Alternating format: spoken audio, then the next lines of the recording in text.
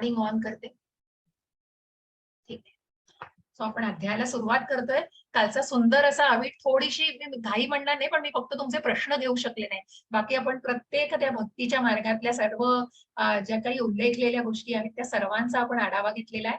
आणि आज त्याच मार्गावरती पुढे जाताना मी निश्चित थोडीशी उजळणी सुद्धा करणार आहे, कारण ही भक्तीची अवीट गोडी आहे. आणि म्हणूनच मग ते ज्ञान घेतोय आपण. दुसऱ्या अध्यायापासून हे ज्ञान घ्यायला सुरुवात झालेली आहे. त्या ज्ञानाचं ऍप्लिकेशन, त्या ज्ञानाचं आचरणही करायचंय, पण मग ते भक्ती सेवेमध्ये आलं, कारण ती भक्तीचं अवीट गोडी ही महत्वाची आहे. आणि ज्या प्रकारे आपण ह्या भक्तीचे मार्ग बघितले, भक्तीचे टप्पे, 9 टप्पे, आणि मग कशासाठी का का अडथळा आहे, कुठेतरी का ब्लॉकेज आहे, कुठेतरी तो चेक पॉइंट आहे की का पुढे जात नाहीये या मार्गावरती, आणि कुठेतरी का मन अजूनही चाचरत आहे, मन अजूनही साशंक आहे. आणि म्हणून या सगळ्या गोष्टींना ज्ञानाची गरज आहे. आणि त्या वेदांचा, शास्त्रांचा, मग मग आपण म्हणत नाही ऋषी, जसं आज अर्जुन स्वतःच सांगणार आहेत की या ऋषींनी आणि प्रत्यक्ष वेदव्यासांनी, प्रत्यक्ष नारद मुनींनी या सगळ्या विभूती सांगितल्या, ज्याची प्रत्यक्ष भगवंतांनी आज दखल घेऊन सांगितलेलं आहे. प्रत्यक्ष भगवंतांच्या मुखकमलातून त्या विभूतींचं वर्णन केलं गेलेलं आहे. आणि म्हणूनच भगवंताला की ऋषींनी आणि ज्या वेदांचा अभ्यास, ज्या वेदांना ज्यांनी जाणलेलं आहे त्यांनी भगवंताला जाणलेलं आहे. आणि म्हणूनच ज्या ज्या महात्म्या, जे म्हणूनच जे गूढ आत्मा ज्यांना म्हटलंय आणि जे महात्मे म्हटलेत, जे अत्यंत शुद्ध भक्तीमध्ये स्वतःला लीन करतायत, मग त्या भक्ताचा कधीही नाश होत नाही, कारण तो भक्त भगवंतांसाठी विशेष आहे. म्हणूनच मन्मना भव मद्भक्तो मद्या जिम्मा नमस्करू मामे वैश्यसी सत्कैम. तो शेवटचं ओळ जरा, कारण ते दोनदा आहेत. 18व्या अध्यायात सुद्धा हाच श्लोक आहे, त्याच्यामुळे तो श्लोक म्हटला ना जावा माझ्याकडून, परंतु सेम श्लोक 9व्या आणि 18व्या अध्यायात आहे, फक्त दुसरी ओळ आहे. मन्मना भव मद्भक्तो मद्या जिम्मा नमस्कुरु मामे वैश्यसी युक्तैव महात्मानं मत्परायणः.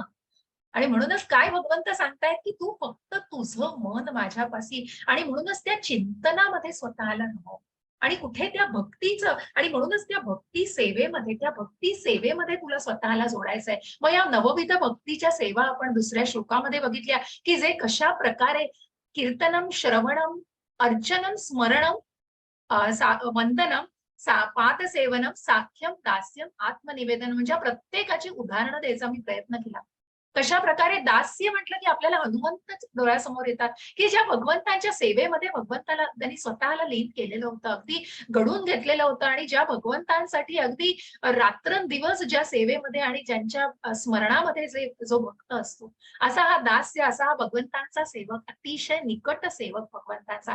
तसाच अर्जुन भगवंतांचा सखा. आणि म्हणून आपण या गाण्यामध्ये की भगवंतांना कुणाला हेवा नाही करत आहे, कुणाचाही हेवा करत नाहीये, कुणाचाही भेदभाव नाहीये भगवंतांकडे, तुला कुणाचा नाही हेवा. आणि म्हणून हा हेवा, हा मत्सर आपण काल बघितला की प्रत्येक गोष्टीला मग काम, क्रोध, लोभ आहे, मद, मोह, या सगळ्याला कुठेतरी परिवर्तित करू शकतो, पण या मत्सराला मुळापासून उपटून मग त्या झाडाच्या फक्त मुळं जाळून उपयोग नाहीये, कारण ते कुठेतरी जर बीज, कुठेतरी त्याचं बीज जर तिथेच राहिलं तर त्याला सुद्धा उपटून काढायचंय आणि त्याला जाळलं पाहिजे. आणि म्हणूनच आपल्याला पुढेही अध्यायांमध्ये बघायचं आहे की 15व्या अध्यायामध्ये सुंदर प्रकारे याचं वर्णन केलेलं आहे पुरुषोत्तम योगामध्ये. आणि मग कशा प्रकारे या अनासक्त, म्हणजे त्या भावनेला कशा प्रकारे आपण काय म्हणतो ना त्याला, वागू शकतो, आचरणात आणू शकतो. मग जी अनासक्ती, जी अनर्थ निवृत्ती म्हटलेलं आहे की ज्या भौतिक प्रगतीतनं, ज्या भौतिक मार्गातनं, ज्या भौतिक प्रकृतीतली अनासक्ती, आणि जी भगवंतांकडे आसक्ती. आणि म्हणूनच अनासक्ती आणि आसक्ती या कुठेतरी भौतिक प्रकृती आणि आध्यात्मिक प्रकृती या गोष्टीला कुठेतरी संलग्न आहे. आणि म्हणूनच या सगळ्या मोह मायेतनं स्वतःला कुठेतरी मार्गस्थ करायचं असेल तर भगवंत म्हणतायत तू फक्त माझ्यामध्ये चिंतन कर, आणि जे काही कर्म करतो आहेस, मग जे तू खातोय, जे आपण म्हटलं की भगवंतांची सेवा करणं खूप कठीण नाही, जे आपण म्हटलं कालच्या अध्यायामध्ये का ही भक्ती करणं की हे अतिशय गुह्य ज्ञान भगवंतांनी दिलंय, की तू कधीही कोणाचा मत्सर करू नको, तू भगवंतांचा मत्सर करू नकोस. आणि म्हणूनच ज्या गुह्य ज्ञानाला आपण बघितलं की तू देह नाहीस, आत्मा आहेस, आणि हा आत्मा परमात्म्याचा अंश आहे. आणि या परमात्म्याच्या परम तत्वाला जाणण्यासाठी त्या भक्तीच्या अवीट गोडीमध्ये स्वतःला लीन करणं आवश्यक आहे. कारण जो भक्त भगवंतांना विशेष आहे आणि म्हणून हे राजगुह्य ज्ञान भगवंतांनी दिलंय की या भक्तीची अवीट गोडी काय आहे आणि कशी करू शकता मग तुम्ही भक्तीची पूजा. मग काहीही भगवंतांना, मग तुम्ही पत्रम पुष्पम फलम तोयम, तुम्ही या 4 गोष्टींपैकी काहीही भगवंतांना अर्पण केलं तरी जसा भाव तसा देव. ज्या आपण भावाग्राही जनार्दनाची मी जी कथा सांगितली की मग ती विदुराची पत्नी अगदी साल देतीये केळाचं तरीही ते आनंदाने भगवंतांनी स्वीकारलेलं आहे. ज्या शबरीची गोष्ट आपल्याला माहितीये की रामाला बोरं देताना ती गोड आहे का आंबट आहे ते उष्ट करून देत होती, तरी त्या भगवंताने ते तितक्याच प्रेमाने त्याचा स्वीकार केलाय, कारण त्याच्यामध्ये ती भक्तीची गोडी होती, त्याच्यामध्ये ती भक्ती होती आणि म्हणूनच ती भक्ती भगवंतांना अतिशय प्रिय आहे. हा भक्त भगवंतांना विशेष आहे. म्हणून ज्या प्रल्हाद महाराजांचं उदाहरण की ज्या नरसिंहानी प्रकट झालेले आहेत त्या खांबामधून, ते फक्त भक्तासाठी, भक्ताच्या रक्षणासाठी, आणि म्हणूनच या भक्तीचा कधीही नाश होत नाही. योगक्षेमम वहाम्यहम जे म्हटलेले श्लोकामध्ये की तुझ्याकडे जे आहे त्याचीही मी कुठेतरी प्रिझर्व करतो आहे, ते सुद्धा जपतोय आणि तुला जे योग्य आहे ते निश्चित. हरे कृष्ण, माताची काळजी घ्या. आणि म्हणूनच हे जाणून घ्यायचंय की कुठेतरी ज्या गोष्टी आहेत, म्हणूनच ज्या जन्मामध्ये ते पुण्यकर्म पूर्ण केलं गेलं नाही तरी कुठेतरी ते प्रिझर्व केलं गेलं आहे. कुठेतरी निश्चितच भगवंतांनी त्याची काळजी घेतलेली आहे. म्हणून ते पुढे जाऊन तुम्ही 61व्या टक्क्यापासून सुद्धा सुरू करू शकता 60% पूर्ण केलेलं पुण्य. आणि म्हणूनच निश्चितच त्याची काळजी घेतली जाते. निश्चितच भगवंतांना भक्ताचा नाश भगवंत कधीही होऊ देत नाहीत. आणि म्हणून जे कोणी पाप कर्म करून, ज्या मृगारी ऋषींची गोष्ट, ज्या वाल्या कोळीची गोष्ट, जे कोणी जगाई मदाई कालनी जे सांगितलं की मग ज्या पाप कर्मातून ज्यांनी भगवंतांच्या भक्ती सेवेकडे मार्गक्रमण केलेलं आहे ते निश्चितच त्या मुक्तीच्या मार्गावरती मार्गस्थ होतात, कारण त्या परम तत्वाला त्यांनी जाणलेलं आहे. मग कुठेतरी ते ज्ञान कोणाकडून घेतलं जातं, का जाणलं जातं? मग कुठेतरी फक्त आपण म्हणतोय की आपल्याला हे ज्ञान कसं मिळणार, तर मग कुठेतरी इथे गुरु, शास्त्र आणि साधू, मग त्या उत्तम गुरुची निश्चितच निवड करणं. जे काही ज्ञान मिळतं आहे ते उत्तम रीतीने आणि जे काही योग्य आहे ते योग्य ज्ञान मिळणं हे अत्यंत आवश्यक आहे. ज्याप्रमाणे आपण या गुरु शिष्याला इथे बघतो आहे की हे उत्तम गुरु प्रत्यक्ष प्रभू, प्रत्यक्ष भगवंत हे उत्तम गुरु आहेत. आणि तो शिष्य की तू माझा सर्वात लाडका शिष्य आहेस, कारण तू माझा प्रिय सखा आहेस, प्रिय भक्त आहेस. आणि म्हणूनच आज भगवंतांना आपल्याला या विभूतींमध्ये जाणायचंय. आणि अतिशय सुंदर असे 4 ते श्लोक आहेत, 10.8, 9, 10, 11. हे म्हणजे भगवद्गीतेचं सार आहे याच्यामध्ये, की त्याला चतुश्लोकी गीता म्हटलं जातं. आणि या 10व्या अध्यायामध्ये प्रत्यक्ष या चतुश्लोकी गीतेतून आपल्याला भगवंतांशी संबंध, अभ्युदय आणि प्रयोजन या 3 गोष्टींना, या 3 संकल्प, या 3 संबोधलेल्या संज्ञांना पूर्णपणे जाणून घ्यायचंय. कशा प्रकारे काय आहे संबंध आणि कशा प्रकारे त्याचं ते परिवर्तित केलं जातं आणि त्याचे क्रियाकलाप काय आहेत, आणि मग त्याचं मुख्य उद्दिष्ट काय आहे, त्याचं मुख्य अभ्युदय म्हटल्यानंतर संबंध, अभ्युदय आणि प्रयोजन, त्याचं ध्येय काय आहे, त्या मार्गावरून आपल्याला मार्गस्थ होऊन ते जाणून घ्यायचं आहे. आणि मग अर्जुनाने हे सगळं, इथेच गीता संपली असती व 10व्या अध्यायामध्ये, कारण अर्जुनाने सर्व मान्य केलेलं आहे आणि त्या भगवंताला, परम तत्वाला की तू कारणांचा कारण, परम कारण आहेस. अर्जुनाने सर्वोच्च नियंत्रक असं जाणलेलं आहे भगवंताना. इथेच भगवद्गीता कुठेतरी संपली असती, पण नाही, हे ज्ञान अजूनही संपत नाहीये, कारण ते आपल्यापर्यंत पूर्णपणे पोहोचायचंय. आणि म्हणून उद्या 11व्या अध्यायामध्ये ज्या प्रत्यक्ष विश्वरूप दर्शनाला आपण बघणार आहोत त्याचं कारण काय आहे ते सुद्धा आपल्याला जाणून घ्यायचंय. आणि अर्जुनाच्या मनात कधीच संशय नव्हता हो भगवंतांविषयी. अर्जुन हा प्रत्यक्ष प्रश्न विचारतोय भगवंतांना. पूर्णपणे विश्वास आहे, दृढ विश्वास आहे त्या भगवंतांवर, परंतु जाणून कोणासाठी घ्यायचं, कारण आपल्यासाठी जाणायचंय. ते कुठेतरी आपल्यापर्यंत ते उपदेश यायला हवे आहे. आणि मग या विभूतींचं आपल्याला प्रत्यक्ष वर्णन जाणून घ्यायचं आहे. आपण पुढे जातोय, अध्यायाला सुरुवात करतोय. हरे कृष्ण माताजी. हरे कृष्ण. अंजना माताजी आल्या, मी पोस्ट करते. हरे कृष्ण माताजी. बोला स्वाती माताजी, वाचा. हरे कृष्ण. 10.1 हरे कृष्ण. 10.1 श्री भगवान म्हणाले, हे महाबाहो अर्जुना, पुन्हा ऐक. तू माझा प्रिय मित्र असल्यामुळे तुझ्या हितार्थ मी तुला हे ज्ञान प्रदान करीन, जे मी पूर्वी सांगितलेल्या ज्ञानापेक्षाही श्रेष्ठ आहे. हरे कृष्ण. हरे कृष्ण. बघा, भगवंत पुन्हा तत् शृणू प्रत्येक श्लोकामध्ये, म्हणून या श्लोकाची सुरुवात होताना पण बघा की प्रत्येक श्लोकामध्ये भगवंत सांगतायत भूय एव श्री भगवान वाच भूय एव महाबाहो शृणु मे परमं वचः यत्तेऽहं प्रीयमाणाय वक्ष्यामि हितकाम्यया. तत् शृणु, तू पुन्हा ऐक. आणि जो अर्जुन सगळं ज्ञान घेतोय भगवंतांकडून, आणि म्हणून हे महाबाहो अर्जुना, तू पुन्हा ऐक.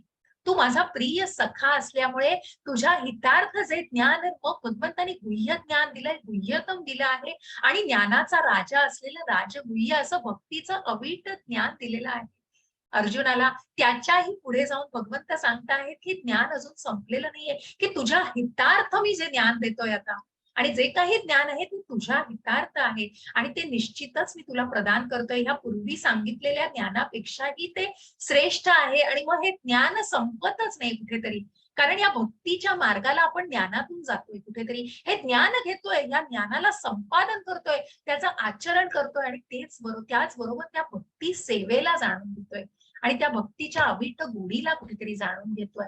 आणि म्हणून याच्याही पुढे जाऊन भगवंत हे ज्ञान पुढे देतात. न मे विदुः सुरगणः प्रभवं न महर्षयः अहमादिर्हि देवानां महर्षिणां च सर्वशः. हरे कृष्ण. हरे कृष्ण. हरे कृष्ण. हरे कृष्ण. माझी उत्पत्ती किंवा ऐश्वर्य देवतांना कळत नाही, तसेच महर्षींनाही कळत नाही, कारण सर्व प्रकारे देवतांचे आणि महर्षींचेही मूळ मीच आहे. 10.3 सर्व मनुष्यामध्ये मोहरहित झालेला जो मनुष्य सत्ता अजन्मा अनादी सर्व जगताचा स्वामी म्हणून जाणतो, तोच केवळ सर्व पापापासून मुक्त होतो. हरे कृष्ण. हरे कृष्ण. आणि म्हणूनच भगवंत सांगतायत आता की ज्या ज्या गोष्टीचं मूळ बघा, हे चित्र कोणाचं आहे या चित्रामध्ये सांगू शकाल? कोण आहे या चित्रामध्ये? साख्य, सुदामा, उद्धव. अगदी बरोबर माताजी. साख्य. हरे कृष्णाच्या शुभेच्छा आहेत दीपाली माताजी. मग कोण दिसतंय या चित्रामध्ये?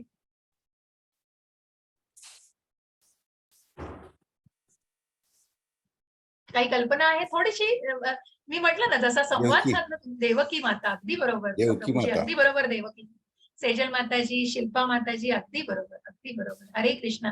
आणि म्हणून ही देवकी माता की जी भगवंतांना जन्म देणार आहेत, जे अजन्म आहेत, ते कुठेतरी प्रकट झालेली आहेत ती भावना. आणि ज्या प्रकारे आपण ऐकलं की जी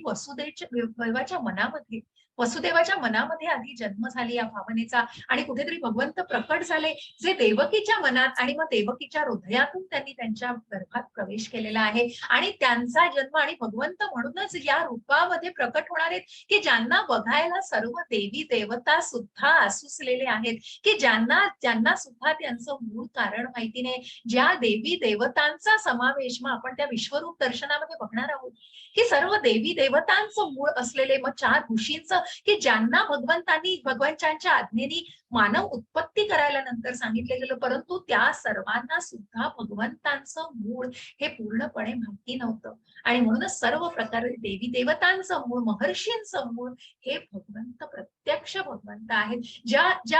जे बीज आहे, आपण काल बघितलं की माता पिता, मग या भौतिक प्रकृतीचा पुढे जाऊन याचा पण सुंदर असा एक सुंदर उल्लेख केलेला आहे, ज्याच्यामध्ये प्रत्यक्ष भगवंत जे पिता आहेत, भौतिक प्रकृती जी माता आहे, आणि म्हणूनच ज्या पित्यापासून हे बीज ब्रह्मांना आलेलं आहे. आणि ब्रह्मा आणि दक्ष, ब्रह्मा हे भगवंतांचेच पुत्र, आणि ब्रह्माचे मग शिव आणि दक्ष असे पुत्र. अशा प्रकारे या उत्पत्तीला सुरुवात झालेली, आणि मग मानवाची कुठेतरी सृष्टी, आणि या पूर्ण सृष्टीची, ब्रह्मांडाची निर्मिती झालेली. सर्व मनुष्यांमध्ये मोहरहित, मग जो भगवंतांना अजन्मा म्हणून जाणतो आहे, की जे प्रकट होत आहेत प्रत्येक युगामध्ये, जिथे अधर्माचा कुठेतरी कोप झालेला आहे, अधर्म इतकं कुठेतरी प्रकोपाला गेलेलं आहे, की निश्चितच तिथे भगवंतांचं प्रकट होणं अगदी अनिवार्य आहे. आणि अशा ठिकाणी जो आत्मा, जो दुरात्मा, जो महात्मा भगवंतांना मनुष्य अजन्मा, भगवंत अजन्मा आहेत, अनादि आहेत आणि सर्व जगतांचे स्वामी आहेत असं जाणतो, तो केवळ, जसं आपण कालही बघितलं, प्रभुपादांना बघितलं, की जे या भगवंतांच्या भावनेचा प्रसार करतात. आणि म्हणूनच असे हे महात्मे थोर आहेत. अशा या ऋषींना सुद्धा मग वाचा पुढे मी म्हणते. हरे कृष्ण. हरे कृष्ण. हरे कृष्ण. सप्तर्षीगण आणि त्यांच्या पूर्वीचे 4 महर्षी तसेच मनु म्हणजे मानव जातीचे प्रजापती माझ्या मनापासून निर्माण होतात म्हणजेच माझ्यापासून उत्पन्न होतात आणि विविध लोकांवरील निवास करणारे सर्व जीव त्यांच्यापासून उत्पन्न होतात. हरे कृष्ण. हरे कृष्ण. आणि म्हणूनच हे सप्तर्षी गण, 4 महर्षी, की ज्यांच्यापासून नंतर उत्पत्ती झालेली आहे, मानव जातीची उत्पत्ती झाली आणि म्हणूनच त्या सर्वांची भगवंतांपासून निर्मिती झालेली आहे, त्यांच्या इच्छेतून आणि त्यांच्यापासून उत्पन्न झालेले आहेत आणि विविध लोकावरील, आणि मग त्या जीवजीवतांना सर्व सृष्टीची निर्मिती त्यांनी केलेली आहे. पण मूळ निर्माता कोण आहेत? प्रत्यक्ष फर्स्ट क्रिएटर इज भगवंत. आणि म्हणूनच सर्वोच्च नियंत्रक आणि ते सर्वोच्च जे अधियज्ञ, सर्व यज्ञांचे अधिष्ठाते आहेत, त्या सर्वांना भगवंतांनी निर्मिलेलं आहे. आणि म्हणून कुठेतरी जी मूळ उत्पत्ती आहे ती भगवंतांपासून आहे. मग अशा या भगवंतांना कसं जाणायचं आहे, या श्लोकाच्या पुढे आपण नंतर बघणारच आहोत. मग या भगवंतांचं रूप कसं आहे, तर हे चित्र खूप सुंदर अशी उपमा देतं, जे व्यासमुनींनी याचा उल्लेख केलेला आहे, की जेव्हा प्रत्यक्ष भगवंत आणि बलराम, श्रीकृष्ण आणि बलराम मथुरेला आलेले आहेत, तिथे मथुराजन आपलं काम सगळं हातातलं सोडून फक्त भगवंतांचं दर्शनासाठी धावलेले आहेत. ज्या भगवंतांनी, कृष्ण म्हणजे सर्वांना अट्रॅक्ट करणारे, सर्वांना आकर्षित करणारे, की कशा प्रकारे सर्व जीव त्यांना बघण्यासाठी उत्सुक झालेले. एतां विभूतिं योगं च मम यो वेत्ति तत्त्वतः सो विकल्पेन योगेन युज्यते नात्र संशयः. हरे कृष्ण. हरे कृष्ण. ज्याला माझ्या ऐश्वर्याची आणि योग शक्तीची वास्तविकपणे खात्री पटते, तो अनन्य भक्ती योगामध्ये तत्पर होतो, यात मुळीच संशय नाही. हरे कृष्ण. हरे कृष्ण. मग असं सूर्याप्रमाणे तेज असलेले भगवंत आहेत हो, जो सूर्य सगळ्यांना कुठूनही दिसतो. मग असे हे मथुराजन व व्यासमुनींनी चित्रात दाखवले आणि प्रयत्न केलाय, की अगदी मग कुठूनही दिसत नाहीयेत असं नाही भगवंत. प्रत्येक जण इथे चढून वगैरे कुठल्या ना कुठल्या त्या मथुरावासी अगदी भगवंतांना बघायला उत्कट भावनेने तिथे गोळा झालेले आहेत. आणि भगवंत सुद्धा प्रत्येकाला बघायला भेटीला आसुसलेले आहेत.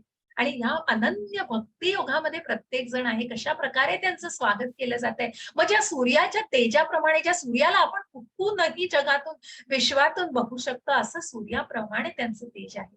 आणि असेच भगवंत हे सूर्याप्रमाणे, की कुठूनही ते दिसू शकतात. ज्या मथुराजनांना कुठूनही त्यांचं दर्शन घेणं हे निश्चितच शक्य होतं. कुणालाही दुर्मिळ असं नव्हतं त्यांना ते जन, कारण कुठेतरी ती अनन्य भक्ती होते. सर्वजण त्या भक्तीमध्ये, त्या अवीट भक्तीमध्ये लीन झालेले होते. आणि म्हणूनच त्या भक्ती योगामध्ये जो तत्पर होतो, त्यांना भगवंतांच्या योग शक्तीची निश्चितपणे खात्री पडते. अशाच या विभूतींना आणि अशाच या योग शक्तींना कशा प्रकारे आपण जाणणार आहोत. आणि म्हणून या 10.8, 9, 10, 11 हे खूप महत्वाचे श्लोक, जे चतुश्लोकी गीता सांगणार आहेत आणि जे गीतेचं सार सांगतात, प्रत्यक्ष भगवंत सांगतात. अहम सर्वस्य प्रभवो मत्तः सर्वं प्रवर्तते इति मत्वा भजन्ते मां बुधा भाव समन्विताः. हरे कृष्ण. हरे कृष्ण. मी सर्व प्राकृत आणि आध्यात्मिक जगतांचा उत्पत्ती करता आहे. सर्व काही माझ्यापासून उद्भवते. जे बुद्धिमान मनुष्य हे पूर्णपणे जाणतात, ते माझ्या भक्तीमध्ये संलग्न होतात आणि अंतःकरणपूर्वक मला भजतात. हरे कृष्ण. हरे कृष्ण. जसं आपण कालही बघितलं, की मग सगळी ब्रह्मांड, जसं एखादी आपण टरबूज उचलून ते खाली टाकलं तर ते खालीच पडेल, पण इतके प्रचंड ग्रह, की ज्यांच्यामध्ये हे तत्व सामावलेलं आहे. आणि म्हणून या संबंधाला जाणण्याआधी त्या तत्वाला जाणणे. आणि म्हणून त्या महाविष्णूचं तत्व हे प्रत्येक या ग्रहांमध्ये आहे की जेणेकरून त्या शक्तीने ते तरंगतायत अवकाशामध्ये. आणि म्हणूनच मी सर्व प्राकृत आणि आध्यात्मिक परा आणि अपरा शक्ती या जगतांचा उत्पत्ती करता आहे. सर्व काही माझ्यापासून उद्भवते. जे बुद्धिमान मनुष्य हे पूर्णपणे जाणतात ते भक्तीमध्ये मग त्या भगवान रूपाला जाणू शकतात आणि मगच तो संबंध कुठेतरी भगवंतांशी, ज्या मूर्ती रूपाला आपण बघतो, आपण ज्याला अर्च्य विग्रह म्हणतो, आपण ज्या मूर्ती रूपाची पूजा करतो, मग त्याच्यामध्ये जी प्राण प्रतिष्ठा केली जाते, आपण पुढच्या अध्यायामध्ये त्याचा उल्लेख करणार आहोत. मग त्याला नक्की काय म्हणतात आणि कशा प्रकारे आपण हा संबंध प्रस्थापित करायचा असतो, की मग ते भगवानांचं रूप ज्या मनुष्य रूपामध्ये प्रत्यक्ष अर्जुनाला भगवंतांनी भगवद्गीता सांगितलेली आहे, त्या मनुष्य रूपामध्ये भगवंत त्यांच्या इच्छेने प्रकट होत आहे. आणि निश्चितच बुद्धिमान मनुष्य हे जाणतो. मग मायावादी मनुष्य त्याला निरनिराळे तर्क लावतात. तो जे आपण कालच्याही अध्यायामध्ये ज्या मूढ लोकांना, ज्या राक्षसी आसुरी वृत्तीला आपण बघितलेलं आहे, ते मूढात्माच असू शकतात. मग ते महात्मा होऊ शकत नाही. कुठेतरी जे दुर्लभ महात्मा आपण बघतोय की ज्यांनी या भगवंतांच्या तत्वाला जाणलेलं आहे, मग बुद्धिमान मनुष्य पूर्णपणे हे जाणतात आणि तेच भगवंतांच्या भक्तीमध्ये संलग्न होऊ शकतात आणि अंतःकरणाने भगवंतांना भजतात. मग कशा प्रकारे भजतात आणि मग या भजन क्रिया ज्या निष्ठेने, मग हा निष्ठा कुठेतरी हा संबंध प्रस्थापित करायला ती निष्ठा आणि ती श्रद्धा महत्वाची आहे. आणि मग तो भक्त, भगवंतांचा भक्त काय करतो? मच्चित्ता मद्गत प्राणा बोधयन्तः परस्परम कथयन्तश्च मां नित्यं तुष्यन्ति च रमन्ति च. हरे कृष्ण माताजी. हरे कृष्ण. माझ्या शुद्ध भक्तांचे विचार माझ्यामध्ये वास करतात. त्यांचे जीवन माझ्या सेवेसाठी पूर्णपणे समर्पित आहे आणि त्यांना नेहमी एकमेकांना ज्ञान देऊन आणि माझ्याबद्दल बोलण्यातून खूप समाधान आणि आनंद मिळतो. हरे कृष्ण. हरे कृष्ण. मग बघा हो कसं भौतिक, की ज्या भौतिक जगामध्ये आपण राहतोय, बघा एक वस्तुतः उदाहरण म्हणून सकाळी उठतो आपण आणि किती जण तुम्ही हे वाचता हो, वर्तमानपत्र वाचता किंवा न्यूज चॅनल लावता, सकाळी उठून टीव्ही लावता आणि काय भावना मनामध्ये येतात तुमच्या? खूप उत्साह येतो तुम्हाला, खूप मनाला प्रेरणा देत असतं काही. काय वाटतं तुम्हाला? काय वाटतं? आणि कोण उठून सकाळी मी तर 2 वर्ष झाले, 3 वर्ष झाले आता बंद केलंय. म्हणजे काय भावना आहेत त्याच्यामध्ये?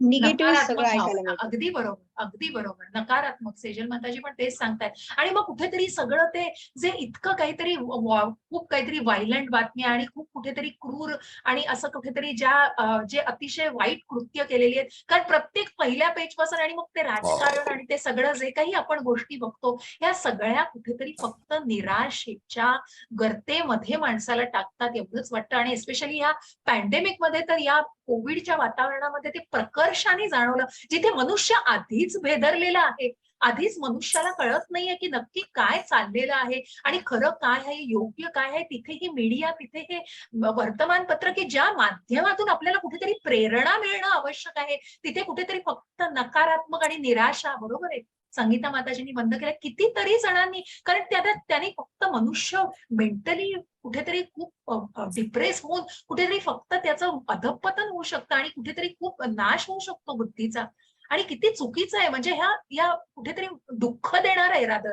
नाश असा हा वेगळ्या अर्थाने, परंतु कुठेतरी दुःखदायक आहे सगळं. निराशा आणि त्या निराशाच्या गर्तेमध्ये हे माणसाला टाकू शकतं. पण तेच तुम्ही या आध्यात्मिक जगताचं, मग कुठेतरी हे स्पिरिच्युअल ज्ञान, कुठेतरी हा जो डिवाइन प्लॅटफॉर्म आहे, कुठेतरी हे जे प्रेरणात्मक सगळ्या वर्णन आहे. आणि म्हणूनच भगवंत म्हणतायत की मच्चित्ता मद्गत प्राण बोधयन्ता परस्परम कथयन्तश्च मां नित्यं तुष्यन्ति च रमन्ति च. मग बघा की माझ्या शुद्ध भक्तांचे विचार, मग जे माझ्यामध्ये वास करतात, त्यांचं जीवन माझ्या सेवेसाठी पूर्ण, ज्यांनी या अध्यात्म स्वभावाला जाणलेलं आहे आणि ज्यांनी पूर्णपणे ज्या प्रभुपादांचं आपण चित्रात बघतोय, ज्यांना की मग हात वर करून संकीर्तन करतायत आणि बघा समोरची लोक सुद्धा किती आनंदी आहेत, किती रमलेली आहेत त्याच्यामध्ये, तुष्यंतीच्या रमंतीच्या. आणि म्हणून रममाण होऊन जात आहेत त्या कीर्तनामध्ये, त्या आध्यात्मिक भावनेमध्ये स्वतःला अगदी पूर्णपणे गढून गेलेले आहेत.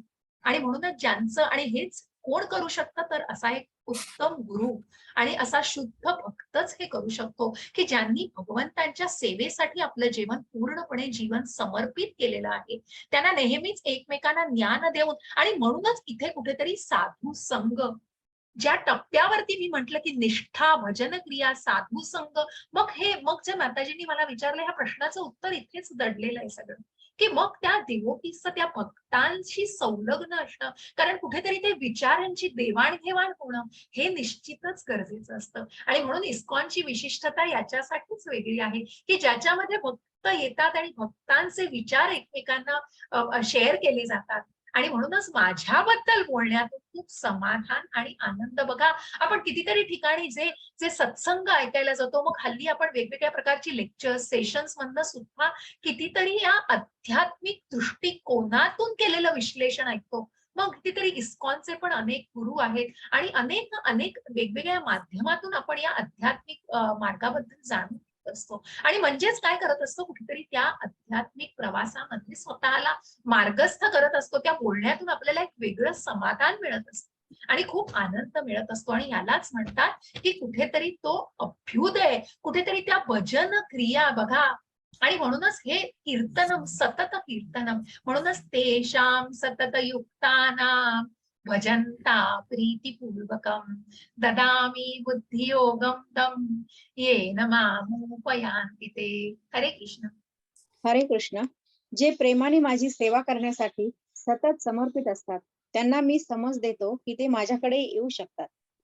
हरे कृष्ण. हरे कृष्ण. आणि म्हणूनच हा अभ्युदय कुठेतरी प्रयोजनाच्या मार्गावरती, मग त्या त्या ध्येयाला कुठेतरी ज्या भगवंताला जाणण्यासाठी, ज्या मग मग ही सेवा कशी केली जाते. मग आपण म्हणतो हे प्रेम, हे जे 9 टप्पे आहेत, या 9 टप्प्यांवर येण्यासाठी श्रद्धेच्या बरोबर जसं म्हटलं की अनर्थ निवृत्ती आणि या सगळ्या भौतिक प्रकृतीपासून अनासक्ती आणि मग कुठेतरी भगवंताबद्दल आसक्ती आणि तो भाव, नामस्मरणाची रुची आणि मग कुठेतरी त्या भावानंतर प्रेम भक्ती. मग हे कशातनं सगळं जातं, तर कुठेतरी सगळं भक्तीच्या मार्गातून. ज्या ज्या आईचं मुलावर नितांत प्रेम असतं बघा, त्या आईचं मुलांवर प्रेम असतं, ते प्रेम कशातनं असतं हो, की त्या त्या आई त्या मुलासाठी काहीही करायला तयार असते. मग जी सेवा करायला, मग ती सेवा म्हणण्याचं की ज्या मुलासाठी की तुला हवं नको काय ते बघण्यासाठी, की त्या सेवेतनं, त्या मुलाबद्दलच्या असणाऱ्या भावनेतनं ते प्रेम किती आरूढ होत असतं. आणि तसंच हे प्रेम दृढ होण्यासाठी कुठेतरी त्या सेवेमध्ये, भक्ती सेवेमध्ये प्रत्यक्ष जेव्हा सगळे रममाण, मग हे गोपिकांचं सुंदर चित्र मध्ये दिसतात. मग या गोपी या प्रत्यक्ष भगवंतांच्या निकट, की त्या सर्वात प्रिय अशा भक्त भगवंतांच्या, आणि इतक्या शुद्ध की ज्या गोपी ब्रह्मावरती चिडल्या होत्या की तू पापण्यांची निर्मिती का केलीस, की त्या पापण्या लवल्यामुळे एका क्षणासाठी काय, एका त्या पापणीच्या लवण्याच्या सेकंदामुळे किंवा तेवढ्या काळामुळे आम्हाला भगवंत दिसत नाही. आणि कुठेतरी त्या मथुरेला जेव्हा भगवंत निघाले तेव्हा त्या विरहामध्ये इतक्या रडल्या होत्या की तो विरह फक्त त्या गोपिकांचा विरह म्हणून, की इतक्या त्या भगवंतांना निकट शुद्ध भक्त होत्या, ज्या भगवंतांच्या प्रेमामध्ये, मग ज्याच्यामध्ये सर्वात मुख्य जे राधाराणींचं प्रेम आणि जो माधुर्य रस आपण बघतो. मग वृंदावनामध्ये ज्या कथा आहेत भगवंतांच्या आणि राधाराणीच्या माधुर्य रसाच्या, जे श्यामकुंड, राधाकुंड यांच्याशी निगडीत त्या सुंदर कथा आहेत, ज्या भागवतामध्ये सुद्धा प्रत्यक्ष प्रभूजी कितीतरी वेळा उल्लेख करत असतात. सकाळी भागवतम बऱ्याच जणांनी ऐकायचा, सगळ्यांनी निश्चित ऐकण्याचा प्रयत्न करा ज्यांना शक्य असेल, कारण भागवतामध्ये खूप सुंदर या कथा सांगितल्या जातात. आणि म्हणूनच या सेवेमध्ये जे समर्पित असतात त्यांना निश्चितच भगवंत सांगतात की ते भगवंतांच्या स्वभावाची प्राप्ती करत असतात. तेषामेवानुकंपार्थम अहमज्ञानजं तमः नाशयात्म्यात्मभावस्थो ज्ञानदीपेन भास्वता. हरे कृष्ण. हरे कृष्ण. त्यांच्यावर विशेष अनुग्रह करण्यासाठीच त्यांच्या हृदयात वास करणारा मी ज्ञानरूपी तेजस्वी दीपाने अज्ञानामुळे उत्पन्न झालेल्या अंधकाराचा नाश करतो. हरे कृष्ण. हरे कृष्ण. आणि म्हणूनच या भक्ती सेवेतून, या भक्ती मार्गातून जे या भगवंतांचा स्वभाव प्राप्त करण्याचा प्रयत्न करतात, ते कशा प्रकारे, मग इथे कुठेतरी तो उत्तम गुरु आणि ते ज्ञान कुठेतरी आवश्यक आहे. आणि म्हणूनच त्यांच्या हृदयामध्ये वास करणारा मी ज्ञानरूपी तेजस्वी, ज्या शुकदेव मुनी जे परीक्षित महाराजांना ज्ञान देत आहेत, आणि म्हणूनच ज्या अर्थार्थी ज्ञानी जिज्ञासू या व्यक्तींना आपण बघितलं की कशा प्रकारे हे ज्ञान गुरूंकडून संपादन केलं जातं. आणि म्हणून इथे गुरूंचं चित्रामध्ये वर्णन केलेलं आहे की मग कुठेतरी उत्तम गुरु हे ज्ञान देतो जेव्हा भक्ताला, तेव्हा तो भक्त त्या भक्ती सेवेमध्ये मग त्या परमात्म्याला तो जाणू शकतो, त्या परम तत्वाला तो जाणू शकतो. आणि म्हणूनच त्या भक्तांवर विशेष अनुग्रह करण्यासाठी, त्यांच्या हृदयामध्ये मग या भक्तांचं रक्षण करण्यासाठी, आणि या भक्त भगवंतांना जे मी म्हटलं की अत्यंत विशेष आहेत, आणि मग त्याचं प्रयोजन, हे प्रयोजन ह्या ज्ञानातून कुठेतरी परमात्म्याला जाणण्याचं ध्येय. आणि म्हणूनच हे पुढे जाऊन आपण बघणार आहोत अनेक अध्यायांमध्ये की हे ज्ञेय म्हणजे प्रत्यक्ष भगवंत, की हे ज्ञान, हे परमात्म्याला जाणण्याचं ज्ञान म्हणजे ध्येय आहे आपलं, की जो आत्मा हा परमात्म्याचा अंश आहे आणि जो आपल्या हृदयामध्ये वसलेला आहे. आणि ज्या अज्ञानामुळे, म्हणूनच अर्जुनालाही भगवंत सांगतायत की या अज्ञानामुळे तुझ्या मनामध्ये जे संभ्रम निर्माण झालाय, तो जो असमंजस झालेला आहे, तो या ज्ञानरूपी तेजाने निश्चितच तुझ्यातला भ्रम हा दूर होणार आहे. आणि म्हणून या अज्ञानाने उत्पन्न झालेल्या अंधकाराचा भगवंत निश्चितच नाश करत असतात. आणि म्हणून अशा या चतुश्लोकी गीतेतून भगवंतांनी स्वतःच्या ज्या भक्ती सेवेचं वर्णन, आणि भक्तीच्या सेवेमध्ये लीन केल्यानंतर कशा प्रकारे भगवंत त्या भगवंतांच्या स्वभावाची प्राप्ती करण्यासाठी आणि त्या भक्तांवर कायम अनुग्रह करत असतात, आणि तो संबंध कुठेतरी प्रस्थापित होत असतो. कारण त्याचं प्रयोजन हे कुठेतरी सफल होत असतं, त्याचं उद्दिष्ट कुठेतरी सफल होत असतं, ज्या परमात्म्याला जाणलेलं असतं भक्तांनी. आणि मग ज्या अजन्मा या परम तत्वाला भक्तांनी जाणलेलं असतं. म्हणून या गीतेला, या चतुश्लोकी 4 श्लोकांमधून हे निश्चित जाणून घ्या. हरे कृष्ण. हरे कृष्ण माताजी. हरे कृष्ण. बोला. हरे कृष्ण माताजी. त्या मागच्या स्लाइड मध्ये तिसरा काय फोटो होता? पहिला कुठला तो माताजी? परीक्षित महाराज. हो हा हो तिसरा प्रभूजी, मी पहिला तुम्हाला सांगते, परीक्षित ऍक्च्युली आहे. ज्ञान देणारे गुरूंचंच हे ज्ञान आहे. आता हे जे दिसतायत हे रामलक्ष्मणांचं दिसतंय, याच्यामध्ये कुठेतरी दिसत आहे. Okay, okay. आणि मी याचं तुम्हाला हो. पूर्ण, मी ऍक्च्युली, आम्हाला काय झालं, प्रभूजींकडून मिळालं नाहीये, पण 2-3 स्लाइड बरोबर. जरा कोलॅप्स झालेल्या, तर मी तुम्हाला निश्चित त्याचं सांगते की हे ऋषींकडून, म्हणजे हे गुरूंकडून ज्ञान संपादन करण्याविषयी आहे. तर बरोबर. जे उत्तम गुरु, त्यापैकी हे कपिल मुनी आहेत ना? हा, यापैकी कपिल मुनी आणि त्यांच्या माता कपिल मुनी आणि येस त्यांच्या माताजी त्यांना देत आहेत. तर येस येस, आणि जे ज्ञान दिलं जातं की जे परीक्षित महाराज आणि शुकदेव मुनी आपल्याला दिसत आहेत, हो, तर मी ते तुम्हाला याचं निश्चित तिसऱ्या चित्राचं पण तुम्हाला मी उल्लेख सांगते, कारण मला त्या जगाई मताई आणि या 2 चित्रांविषयी आम्ही प्रभूजींना येस मी तुम्हाला सांगते उद्या नक्की. ठीक आहे.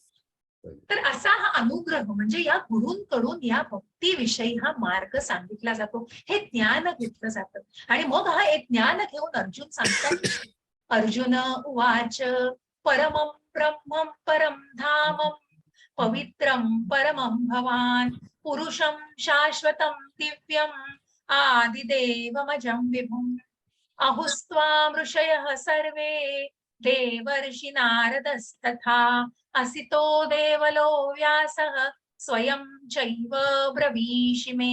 हरे कृष्ण. हरे कृष्ण. अर्जुन म्हणाला, तुम्हीच पुरुषोत्तम भगवान, परम धाम, परम पवित्र, परम सत्य आहात. तुम्ही शाश्वत, दिव्य, आदि पुरुष, अजन्मा, विभू आहात. नारद, असित, देवल आणि व्यास यांसारख्या महर्षींनी तुमच्याबद्दलच्या या सत्याला पुष्टी दिली आहे, आणि आता स्वतः तुम्ही मला तेच सांगत आहात. हरे कृष्ण. हरे कृष्ण. अर्जुनाने कबूल केलंय हो, ज्या गुरूंकडून, ज्या प्रत्यक्ष भगवंतांकडून ज्यांनी उपदेश घेतलेला आहे. आणि म्हणूनच जेव्हा हा संबंध, अभ्युदय आणि प्रयोजनाविषयी आपण जाणलं की कुठेतरी या परम तत्वाला, या परम पवित्र परम सत्याला जेव्हा अर्जुनाने स्वतः जाणलेलं आहे, हे ज्ञान घेतलेलं आहे, तेव्हा त्याची निश्चित खात्री पटलेली आहे आता. आणि म्हणूनच तो भगवंतांना म्हणतोय, तुम्हीच पुरुषोत्तम भगवान, परमधाम, परम पवित्र, परम सत्य आहात. शाश्वत असं सच्चित आनंद, शाश्वत म्हणजे कुठेतरी सत्य, दिव्य, आदी पुरुष, अजन्मा, विभू आहात. आणि हे सर्व कोणी सांगितले तर हे ऋषींनी निश्चितच सांगितलेलं आहे.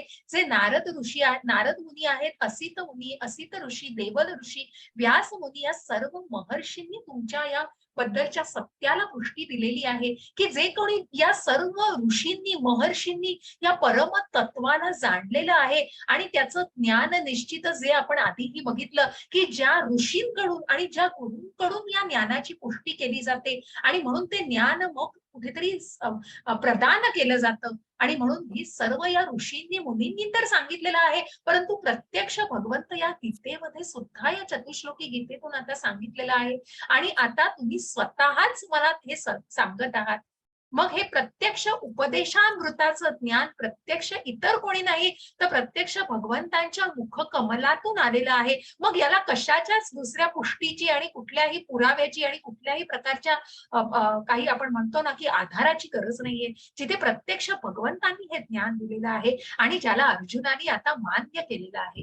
आणि अर्जुन हा म्हणतोय की माझ्या मनातला संभ्रम आता दूर झालेला आहे कितीतरी, कारण मी हे परम सत्य, तू सर्व आहेस, हे मी जाणलेलं आहे. या सर्वोच्च नियंत्रकाला अर्जुनाने कुठेतरी जाणलेलं आहे. सर्वमेतरतं मन्ये यन्मां वदसि केशव, नहि ते भगवन् व्यक्तिं विदुर्देवान दानवः. हरे कृष्ण. हरे कृष्ण. हे कृष्णा, तुम्ही जे सर्व मला सांगितले आहे ते मी पूर्णतया सत्य मानतो.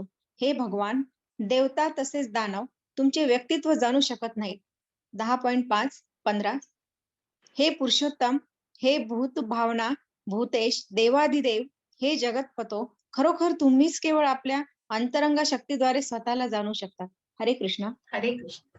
मग कुठेतरी या स्लाइडवर जिथे प्रभूजी विचारच होत होते की ज्ञान कोणी दिलंय आणि कशा प्रकारे आपण हे ज्ञान संपादन करून, मग इथे एक छोटीशी कथा मी निश्चित तुम्हाला सांगेन की मग हे प्रेम भक्तीचं, या प्रेम भक्तीला या ज्ञानाची जोड तर आवश्यक असते, पण ती व्यक्ती स्वतःला त्या भक्तीच्या सेवेवर आणि मग त्या समाधीस्थ अवस्थेमध्ये जाऊन, ध्यान योगाच्या समाधीस्थ अवस्थेत जाऊन सुद्धा ज्या स्थितीमध्ये आपण जातो, त्या भक्तीच्या प्रेममयी भावनेमध्ये कशा प्रकारे भक्त जातो. मग नारद मुनींनी एक सुंदर, ही नारद मुनींची कथा आहे की एक ब्राह्मण असतो आणि एक चांभार असतो. आणि हा ब्राह्मण आणि चांभार, या चांभाराचं एक त्याच्या स्वतःचं म्हणजे प्राण्यांच्या कातड्यापासून तो जोडे बनवत असतो आणि त्याचं एका झाडाच्या खाली एक असं छोटंसं एक दुकानासारखं असतं आणि ब्राह्मण स्वतःच्या कुटीमध्ये राहत असतो की ज्याला संपूर्ण वेदांचा आणि मंत्रांचा अभ्यास केलेला असा जाणकार असतो तो ब्राह्मण. नारद मुनी एकदा या ब्राह्मणाकडे जातात आणि त्या ब्राह्मणाकडे जाऊन तो ब्राह्मण यथेच्छित नारदांचं स्वागत करतो आणि ज्या प्रकारे तो आतिथ्य करू शकेल त्या प्रकारे तो त्यांचं आतिथ्य करतो. आणि मग जाताना नारद मुनींना ब्राह्मण एकच प्रश्न विचारतो की मग तुम्ही आता विष्णूंकडे जाणार असाल तर विष्णूंकडे गेल्यावर तुम्ही विष्णूंना एक प्रश्न विचाराल का हो, की मला कधी गोलोकाची प्राप्ती होईल आणि कधी मला वैकुंठाची प्राप्ती होईल. तर नारद मुनी म्हणतात नक्कीच विचारेन तुमचा प्रश्न. त्यानंतर ब्राह्मणाकडून नारद मुनी त्या चांभाराकडे जातात. त्या चांभाराकडे गेल्यानंतर सुद्धा तो चांभार यथेच्छ त्याच्या पद्धतीने, की त्याला जसं शक्य आहे त्या पद्धतीने तो भगवंतांचं स्वागत करतो, भगवंतांचा नारदांचं आदरातिथ्य करतो. आणि सर्व झाल्यानंतर त्याच्याही मनामध्ये तो प्रश्न डोकावतो आणि तो विचारतो की मग मला या सगळ्यात कधी मुक्ती मिळेल आणि मला कधी वैकुंठवास मिळेल. तुम्ही विष्णूंकडेच गेल्यावर हा प्रश्न विचाराल का तुम्ही? तर भगवान नारद म्हणतात येस, मी नक्की विचारेन. नारद हो म्हणतात. नारद म्हणतात हो, निश्चितच मी तुझा प्रश्न विष्णूंना विचारेन. नारद मुनी तिथून उठून मग विष्णूंकडे जातात. विष्णूंकडे गेल्यानंतर विष्णूंना सांगतात असं असं मी ब्राह्मणाकडे आणि चांभाराकडे गेलो होतो, त्यांनी हा प्रश्न विचारलेला आहे. विष्णू म्हणतात नारद मुनी तुम्ही जाऊन त्यांना सांगा, मग त्या ब्राह्मणाला सांगा की तुला अजून 100 जन्म तरी घ्यायला लागतील वैकुंठवासासाठी आणि त्या चांभाराला या जन्माच्या अखेरीस हे मिळणार आहे निश्चित. हे ऐकून नारद मुनी आश्चर्यचकित होतात की कसं काय शक्य आहे, जो चांभार की जो प्राण्यांपासून ते जोडे बनवतो आहे आणि तो कसा काय त्याला मिळू शकेल, आणि जो ब्राह्मण आहे ज्याला सर्व ज्ञानाची प्राप्ती आहे त्याच्याबद्दल कसं काय भगवंत असं सांगतायत. पण शेवटी भगवंतांची आज्ञा शिरसावत, जे ज्ञान भगवंतांनी सांगितलं आहे ते तसंच्या तसं नारद मुनी जाऊन सांगणार असतात. त्याचबरोबर भगवंत विष्णू सांगतात की मग तुला निश्चितच हे विचारलं जाईल की विष्णूंनी असं उत्तर देताना विष्णू काय करत होते, भगवंत काय करत होते त्यावेळेला. तर तू त्या दोघांनाही सांग की भगवंत सुईच्या टोकातून हत्तीला ओवत होते. नारद मुनी म्हणतात ठीक आहे, मी निश्चित त्यांना हे सांगितलं. नारद मुनी जातात, ब्राह्मणाकडे जातात आणि ब्राह्मणाला सांगतात की मी विष्णूकडे जाऊन आलो, त्यांनी सांगितलं तुम्हाला अजून 100 जन्म घेतल्यानंतर निश्चित वैकुंठवास मिळतो, त्याशिवाय नाही. ब्राह्मण म्हणतात कसं शक्य आहे, हे शक्यच नाही, हा निर्णय कसा काय दिलाय भगवंतानी. आणि हे निर्णय दिला भगवंतानी तेव्हा भगवंत काय करत होते. त्यांनी सांगितलं भगवंत सुईच्या टोकातून हत्तीला ओवत होते, तरी तसं करत होते म्हणूनच भगवंतांनी असा निर्णय चुकीचा दिला असेल, असं कसं शक्य आहे. मला एवढं ज्ञान, मी एवढा अभ्यास करतोय, वेद पठण करतो रोजच्या रोज, तर असं कसं शक्य आहे. नारद मुनी तेवढं उत्तर देऊन तिथून चांभाराकडे जातात. चांभाराकडे गेल्यावर चांभाराला त्या प्रश्नाचं उत्तर देतात त्याच्या की तुला या जन्माच्या अखेरीस वैकुंठवास, या जन्माच्या अखेरीस मुक्ती मिळणार आहेस, तू मुक्त होणार आहेस निश्चितच. आणि मुक्ती मिळणार हे ऐकल्यानंतर तो चांभार अतिशय उत्कंठ भावनेने अक्षरशः नाचायला लागतो की कसं काय शक्य आहे. म्हणजे आनंदाचे अश्रू येतात त्याच्या डोळ्यामध्ये. आणि मग तो नारद मुनींना विचारतो की मला सांगा की हे जेव्हा भगवंतांनी सांगितलं तेव्हा भगवंत काय करत होते. इतक्या अत्यानंदामध्ये तो नारद मुनींना विचारतो. नारद मुनी म्हणतात की सुईच्या टोकातून भगवंत तेव्हा हत्तीला ओवत होते. हे वाक्य ऐकल्यावर तर तो बेभान होतो चांभार, आणि तो अगदी त्यात तल्लीन होऊन कीर्तमान भगवंताच्या स्तुतीमध्ये अगदी तल्लीन होऊन जातो आणि नाचायला लागतो. नारद मुनी म्हणतात अरे कसं तुला हे खरं वाटलं, ही तर एक म्हणजे असं कसं शक्य आणि हे तुला कसं खरं वाटलं.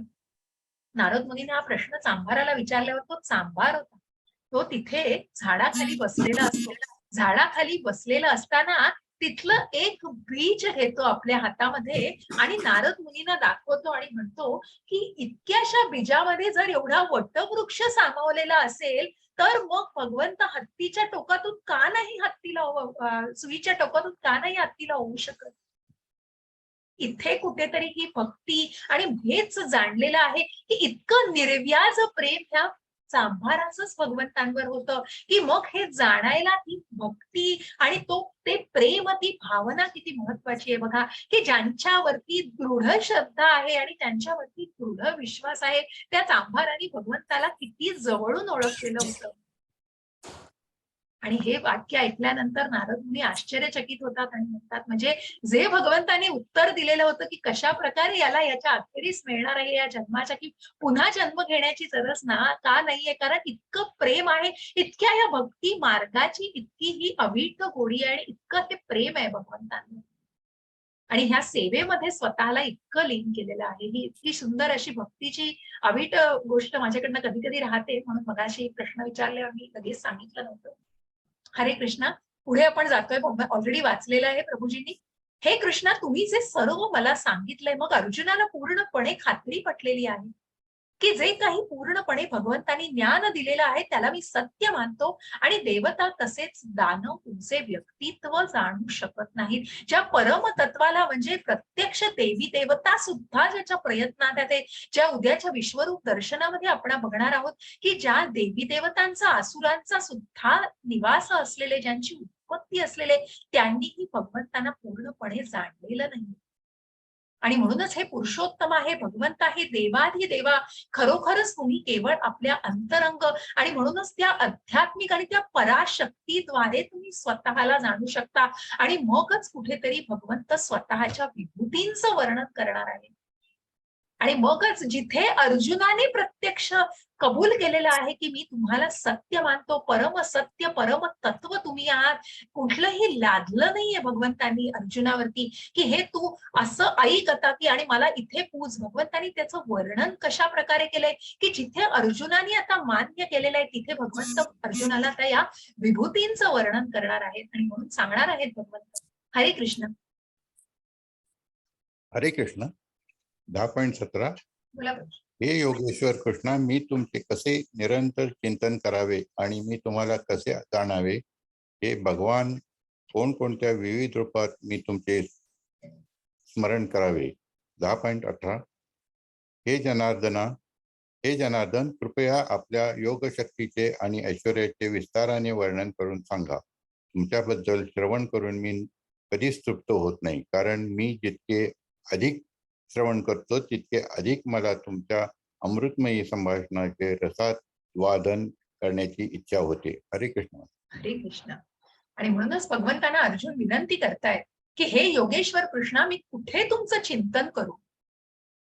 ज्या ज्या पाण्याच्या रसामध्ये, ज्या सूर्यचंद्रामध्ये भगवंतांनी स्वतःचं तत्व सांगितलंय, ज्या तत्वाला भगवंतांनी सांगितलं आहे, तिथेच भगवंत आता स्वतःच्या अर्जुन प्रत्यक्ष त्यांना विचारतं की मी तुमचं निरंतर चिंतन कुठे करावं, कुठल्या जागी तुम्हाला पूजावं आणि तुम्हाला कसं जाणावं, कुठे तुम्हाला बघावं, कोणत्या विविध रूपांमध्ये तुमचं स्मरण करावं.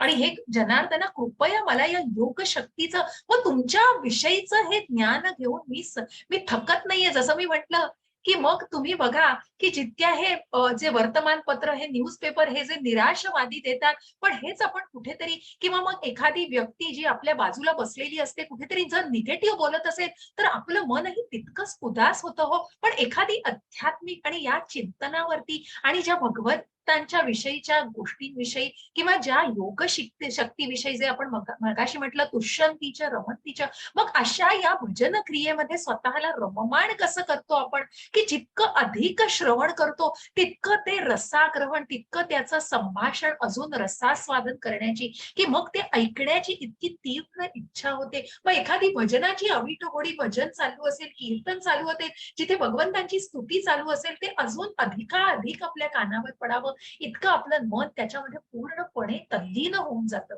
आणि म्हणूनच अर्जुनही त्याचप्रमाणे भगवंतांना सांगतोय की म्हणूनच या तुमच्या अमृतमयी संभाषणाचं रसास्वादन करण्याची माझी अधिक इच्छा आहे आणि ते ज्ञान श्रवण करण्याची माझी इच्छा आहे. आणि मगच भगवंतांनी, जेव्हा अर्जुनाने अशी विनंती केली, तेव्हा अर्जुनाच्या विनंतीला मान देऊन भगवंतांनी त्यांना अर्जुनाला सांगितलेलं आहे की मग तू ऐक माझ्या विभूतीविषयी. हरे कृष्ण. हरे कृष्ण. श्री भगवान म्हणाले, ठीक आहे, मी तुला माझ्या विलोभनीय अभिव्यक्तीबद्दल सांगेन, परंतु ज्या प्रमुख अभिव्यक्ती आहेत त्यांचेच मी कथन करेन, कारण हे अर्जुन माझे ऐश्वर अनंत आहे. हरे कृष्ण. हरे कृष्ण. आणि म्हणूनच या ऐश्वर्याचं कुठेतरी वर्णन केलेलं आहे भगवंतांनी, की ज्यांचं ऐश्वर अनंत आहे, की ज्याला मग आपण विश्वरूप दर्शनामध्ये बघणार आहोत, की ज्याची सुरुवातही नाहीये, अंत नाहीये, मध्य नाहीये. आणि भगवंतांचं हे विश्वरूप तर अतिशय विराट असणार आहे, परंतु हे जे ऐश्वर आहे आणि ज्या आपण अनेक गुणांनी भगवंतांना बघितलेलं आहे, त्या गुणांच्याच या अभिव्यक्ती, ज्या सूचक अभिव्यक्ती आपण बघणार आहोत. आणि म्हणून भगवंत म्हणाले की त्याच्यातल्या प्रमुख अभिव्यक्ती मी तुला सांगतो, कारण अशा प्रत्येक गोष्टीचं वर्णन करायला गेलं तर ही अमाप आहेत अशा गोष्टी. आणि म्हणून मी तुला त्यातल्या सूचक अभिव्यक्तींचं, प्रमुख अभिव्यक्तींचं मी तुला वर्णन करून सांगतो. मग त्या अभिव्यक्ती बघा, तुम्ही बघाल की प्रत्यक्ष ब्रह्मा, मग जो ऐरावत दाखवलेला आहे, नारद मुनी आहेत, व्यास मुनी आहेत, अशा प्रत्येक ज्या अनंत नाग, जो शेष नाग आहे, मग मत्स्यामध्ये, प्रत्येक गोष्टीमध्ये कशा प्रकारे मग प्रत्यक्ष भगवंतांचा निवास आहे आणि भगवंत प्रत्यक्ष तिथे आहेत, ज्यांची उपासना करू शकतो. अशा या विभूतींचं मी तुमच्यासाठी थोडस कथन करणार आहे. मग मी कोण आहे तर श्री भगवान म्हणाले, मी तुला सांगतो, ठीक आहे, माझ्या या विलोभनीय अभिव्यक्तींबद्दल तू ऐक. हे अर्जुना, सर्व जीवांच्या अंतर्यामी स्थित असणारा परमात्मा मी आहे. मीच सर्व जीवांचा आदी, मध्य आणि अंत आहे. प्रत्यक्ष आदित्य, प्रत्यक्ष विष्णू आणि म्हणूनच मी आहे.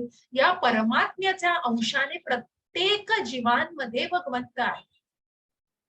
आदित्यामध्ये विष्णू मी आहे, तेजस्व्यांमध्ये दैदिप्यमान सूर्य मी आहे, मरुदगणांमध्ये मरीची मी आहे, नक्षत्रांमध्ये चंद्र मी आहे, वेदांमध्ये सामवेद मी आहे, देवतांमध्ये स्वर्गाचा राजा इंद्र मी आहे, इंद्रियांमध्ये मन मी आहे, प्राणी मात्रांमधील चेतना मी आहे, सर्व रुद्रांमध्ये शंकर मी आहे, यक्ष आणि राक्षसांमध्ये कुबेर मी आहे, वसूंमध्ये अग्नी मी आहे, पर्वतांमध्ये मेरू पर्वत मी आहे, पुरोहितांमधील प्रमुख पुरोहित बृहस्पती मी आहे, आणि सेनापतींमध्ये कार्तिकेय आणि जलाशयांमध्ये सागर मी आहे, महर्षींमध्ये भृगु ऋषी मी आहे, ध्वनींमध्ये ओंकाराचा दिव्य ध्वनी मी आहे. यज्ञांमध्ये जपाचा यज्ञ मी आहे. आणि अचल पदार्थांमध्ये हिमालय मी आहे. सर्व वृक्षांमध्ये अश्वत्थ वृक्ष मी आहे. देवर्षींमध्ये नारद मी आहे. गंधर्वांमध्ये चित्ररथ मी आहे. आणि सिद्ध पुरुषांमध्ये कपिल मुनी जे ज्ञान देत होते मातेला आपल्या, या कपिल मुनी मी आहे. अशा सिद्ध पुरुषांमध्ये अमृत प्राप्ती करता केलेल्या समुद्र मंथनातून उत्पन्न झालेल्या अश्वांमधील उच्चैश्रवा हे अश्व मी आहे. त्याचप्रमाणे गजेंद्रांमध्ये ऐरावत हे मी आहे. मनुष्यांमधील राजा मी आहे. नागांमध्ये सर्व आयुधांमध्ये वज्र मी आहे. सुरभी गायांमधील सुरभी गाय मी आहे. प्रजोत्पादनास कारण असणारा कामदेव मी आहे. कामदेव मदन मी आहे. सर्पांमध्ये वासुकी मी आहे. नागांमध्ये अनंत नाग मी आहे. जलचरांमध्ये वरुण मी आहे. पितरांमध्ये अर्यमा मी आहे. यमनान करणाऱ्यांमध्ये मृत्यूचा नियंता यमदेव देखील मीच आहे. दैत्यांमध्ये भक्तराज प्रल्हाद मी आहे. दमन करणाऱ्यांमध्ये काळ मी आहे.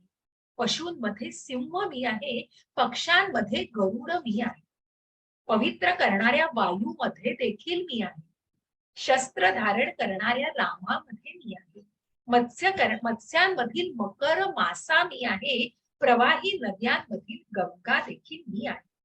मग सर्व सृजनांचा आदी अंत आणि मध्यही मीच आहे. सर्व विद्यांमध्ये अध्यात्म विद्या आणि तर्कशास्त्रामधील निर्णायक सत्य देखील मी आहे. अक्षरांमधील अ आकार, समासांमधील द्वंद्व समास असा मी आहे. आणि अविनाशी काळ देखील मी आहे. सृष्टिकर्त्यामधील ब्रह्मदेव मी आहे. सर्व हरण करणारा मृत्यू मी आहे. भविष्यामध्ये अस्तित्वात येणाऱ्या प्रत्येक वस्तूचे कारण मी आहे. स्त्रियांमधील कीर्ती, ऐश्वर्य, मधुर वाणी, स्मृती, बुद्धी, दृढता आणि क्षमा ही मी आहे. ज्या स्त्रियांमधील ह्या सगुणांचा उल्लेख केलेला आहे त्या सगुणांमध्ये प्रत्यक्ष भगवंत आहे. सामवेदातील स्तोत्रांमध्ये वत्सा मी आहे. छंदांमधील गायत्री छंद मी आहे. माणसांमधील मार्गशीर्ष मास मी आहे. ऋतूंमधील वसंत ऋतू मी आहे. फसवणाऱ्यांतलं द्यूत देखील मी आहे. तेजस्व्यांचं तेज देखील मी आहे. विजयांमधील विजय साहस मी आहे. बलवानांमधलं बल सुद्धा मी आहे. वृष्णीवंशीयांमधील वासुदेव मी आहे. पांडवांमधील अर्जुन मी आहे. मुनींमध्ये व्यास मुनी मी आहे. महान विचारक कवींमध्ये उशना मी आहे. अराजकतेचं दमन करणाऱ्या सर्व साधनांमधील दंड मी आहे. विजयेच्छू आहेत त्यांची नीती मी आहे. रहस्यांमधील मौन मी आहे. ज्ञानी जनांमधील ज्ञान मी आहे. अर्जुना, संपूर्ण सृष्टीचं बीज मी आहे. कोणताही हा जो चराचर प्राणी आहे तो भगवंतांशिवाय अस्तित्वात राहू शकत नाही. अशा या भगवंतांच्या विभूती आहे. ज्या माळेचं आपण उदाहरण आधी घेतलेलं आहे की ज्या भगवंतांवर आश्रित आहे, ज्यांच्या अस्तित्वावर हे ब्रह्मांड आश्रित आहे, अशा या भगवंतांना, या भगवंतांच्या सूचक अभिव्यक्तींविषयी आपण जाणलेलं आहे की ज्या मूळ आणि ज्या बलामध्ये, मग मनुष्याच्या बलामध्ये, बुद्धीमध्ये देखील भगवंत आहे आणि स्त्रियांच्या या सद्गुणांमध्ये देखील भगवंत आहे. हरे कृष्ण. हरे कृष्ण. हे परमतप, माझ्या दिव्य विभूतींना अंत नाही. मी तुला जे सांगितले आहे ते माझ्या अनंत विभूतींचे केवळ सूचक आहेत. हरे कृष्ण माताजी. हरे कृष्ण. आणि म्हणूनच जे उत्पत्ती करणारा मी बीज आहे असे कुठलंही अस्तित्व नाही. चल आणि अचल, चर आणि क्षर, अक्षर आणि क्षर, या सर्व गोष्टींचं माझ्याशिवाय अस्तित्वात, म्हणजे जे काही आहे ते भगवंतांच्या अस्तित्वाशिवाय असू शकत नाही. जे काही आहे ते भगवंतांचं आश्रित आहे आणि जे माझ्याशिवाय अस्तित्वात नसू शकते हे कुठेतरी चुकीच्या पद्धतीने वाटले. आणि म्हणूनच असं कुणाचंच ते अस्तित्व नाहीये. क्षर अक्षर या सर्व गोष्टी भगवंतांवर आश्रित आहेत. आणि नाहीतर हे विखुरलेलं आहे. कुठेतरी आपण जाणतो की मग ह्या सर्वाची उत्पत्ती करणारं बीज हे भगवंतांपासून आहे. आणि म्हणून या विभूतींना अंत नाही, अमाप आहेत. मी फक्त तुला सूचक अभिव्यक्ती सांगितली आहेत की ज्याच्यात तू मला बघू शकतोस अशा एका प्रमुख गोष्टींविषयी तुला माहिती दिलेली आणि त्याचं ज्ञान दिलेलं आहे. यद्यद्वी विभूती मत्सत्वं श्रीमदुर्जितमेव वा तत्तदेवावगच्छत्वं मम तेजोश संभवम्. हरे कृष्ण. हरे कृष्ण. सर्व ऐश्वर्यवान, सुंदर आणि तेजस्वी अभिव्यक्ती माझ्या तेजाच्या केवळ एका स्फुल्लिंगातून उत्पन्न झाल्या आहेत, हे तू जाण. हरे कृष्ण. हरे कृष्ण. आणि म्हणूनच जो परमात्मा की एका ज्या 84 लक्ष योनी सुद्धा आणि सुंदर अशा अभिव्यक्ती ज्या विभूती सांगितलेल्या आहेत त्या भगवंतांच्या तेजातून, की ज्या भगवंतांचं मग आपण ज्या गोलोक वृंदाविनाविषयी जेव्हा चर्चा केली तेव्हा आपण बघितलं की तो प्रकाश, ते तेज कुठून होतं, ते भगवंतांपासून होतं. आणि कुठेतरी या सृष्टीचं सगळं जे तेज आहे हे भगवंतांपासून आहे. कुठेतरी या तेजाच्या एका अंशातून आणि स्फुल्लिंगातून, की कुठेतरी जसं मी म्हटलं की भगवंतांच्या श्वासापासून अनेक ब्रह्मांड निर्मिती झालेली आहे, तसं या सगळ्या सृष्टीचं तेज हे भगवंतांपासून आहे आणि त्यांच्यापासूनच उत्पन्न झालेलं आहे, ते तू जाण. आणि म्हणून या ज्या सूचक अभिव्यक्ती, या ज्या प्रमुख अभिव्यक्ती ज्या आहेत त्यांच्यामध्ये हे तत्व, त्यांच्यामध्ये भगवंत आहेत. आणि तिथे तू मला जाण, या सूचक गोष्टींमध्ये तू मला जाण. अथवा बहुनैतेन किं ज्ञातेन तवार्जुन विष्टव्याहमिदं कृत्स्नम् एकांशेन स्थितो जगत्. हरे कृष्ण. हरे कृष्ण. परंतु हे अर्जुन, या साऱ्या सविस्तर ज्ञानाची काय आवश्यकता आहे? माझ्या केवळ एकाच अंशाने मी संपूर्ण विश्व व्यापून धारण करू राहिलो आहे. हरे कृष्ण. हरे कृष्ण.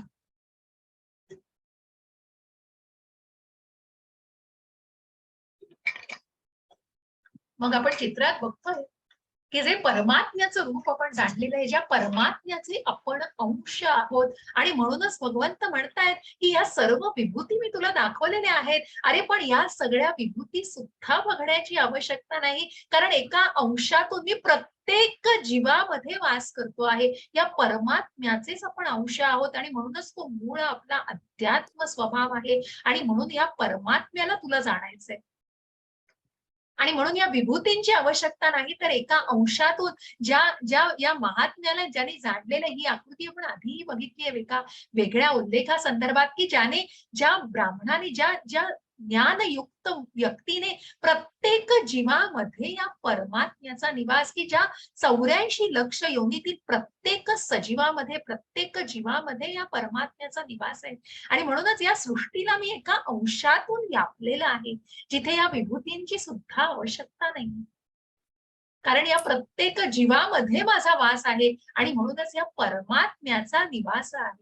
या परमात्म्यालाच आपल्याला जाणायचंय, या परमात्म्याच्या परम तत्वाला आपल्याला जाणायचंय. परंतु प्रत्यक्ष जेव्हा अर्जुनाने विनंती केलेली आहे की कुठे तुला मी बघू, कुठे तुला जाणू, तेव्हा भगवंतांनी या विभूतीचं वर्णन लादलेलं नाहीये अर्जुनावर, पण कुठेतरी त्या शिष्याला त्याची माहिती करून दिलेली आहे.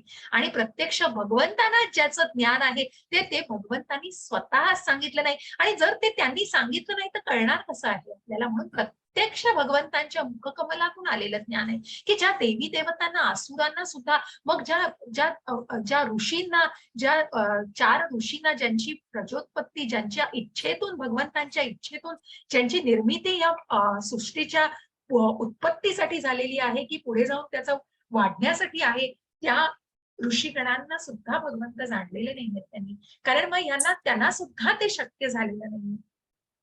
अशा या मूळ तत्वाला कुठेतरी भगवंतांनी प्रत्यक्ष स्वतः विभूतीत सांगितलं आहे. आणि म्हणूनच या सर्वांचा उगम प्रत्यक्ष भगवंत आहे. आणि या ऋषींना, या सप्तर्षींना सुद्धा जे ज्ञान अवगत नव्हतं, त्या प्रत्यक्ष विभूतींची, या प्रत्यक्ष उत्पत्तीची भगवंतांनी स्वतः सर्व विभूतींचं वर्णनातून माहिती दिलेली आहे. आणि अर्जुनाने हे सर्व मान्य करूनच या विभूतींचं कुठेतरी दाखवण्यासाठी भगवंतांना कुठेतरी विनंती केलेली आहे. त्या वर्णनाला इतकं सुंदर प्रकारे वाचण्याचा मी तुमच्याकडे, त्या विभूतींना जाणून घ्या आणि उद्याच्या अध्यायात आपण भगवंतांच्या त्या प्रत्यक्ष विभूतींना त्यांना स्वतःमध्ये बघणार आहोत आणि त्या उत्तम अशा त्या विराट दर्शनाचा आपण लाभ घेणार आहोत. असं ते विश्वरूप दर्शन असणार आहे. आणि इथे आपण हा 10वा अध्याय संपवतोय, ज्याच्यामध्ये आपण आज चतुश्लोकी, खूप सुंदर असा अध्याय आहे हा, की चतुश्लोकी गीता म्हणजे गीतेचं सार आहे. म्हणून या 10व्या अध्यायालाही तितकंच महत्व आहे. प्रत्येक अध्यायामध्ये निश्चितच काही ना काही अशा गोष्टी आहेत आणि म्हणून सगळेच तितके महत्वाचे अध्याय आहेत. ज्या गुह्य ज्ञानाला आपण जाणलेलं आहे, प्रत्येक ज्ञानाला तितकंच. म्हणूनच भगवंत सांगतायत की तू हे ऐक, हे ज्ञान ऐक, हे सर्व ज्ञानांपेक्षा श्रेष्ठ आहे. आणि मग हे सगळ्या विभूतींचीही आवश्यकता नाही. जिथे तू परमात्म्याला जाण, की तू प्रत्येकाच्या हृदयामध्ये वसलेला आहे, त्या परमात्म्याला जाणायचं. अशा प्रकारे आपण हा अध्याय इथे संपवतो आहे. मी तुमचे प्रश्न घेते आणि मला अजूनही एक विचारायचं की उद्या सगळ्यांना जमणार आहे त्याप्रमाणे मी, कारण माताजी म्हणत होत्या आजही मी मुद्दाम म्हणून 11:30ला सुरू केलं. आपण क्लास घेऊया. उद्याचा पण सुंदर दिवस आहे. मला क्लास न घ्यायचा असं अजिबात नाहीये. तर आपण येस, बरेच जण तुम्ही तुमचे अभिप्राय द्या आणि मी त्यानुसार ठरवते. मेजॉरिटी असेल तर आपण, आणि बाकीच्यांनी मग रेकॉर्डिंग आहे का, जर 2-4 जणांना जमत नसेल तर आपण अध्याय चुकवूया, चालेल. ठीक आहे वैभव प्रभूजी, सेजल माताजी. ओके माधुरी माताजी. येस, मला बऱ्याच मला जणांना फक्त नाही हवंय. जमणार. ठीक आहे माताजी, रेकॉर्डिंग बघा, हरकत नाही. रेकॉर्डिंग मी पुन्हा ऐकेल, चालेल. परवा पण थोडा उल्लेख करेनच 11व्या अध्यायाचा, चालेल, काही हरकत चालेल. नाही. आणि आता ज्यांना प्रश्न असतील संजना माताजी तर बघा, आपण अनम्यूट हो, करू शकतो. माताजी. कालचे कोणाचे प्रश्न असतील 9व्याही अध्यायाबद्दल, आजच्याही अध्यायाबद्दल, तर निश्चित आपण घेऊया प्रश्न. आता ती रेकॉर्डिंग स्टॉप कर. येस, थँक्यू माताजी. हरे कृष्ण. हरे कृष्ण.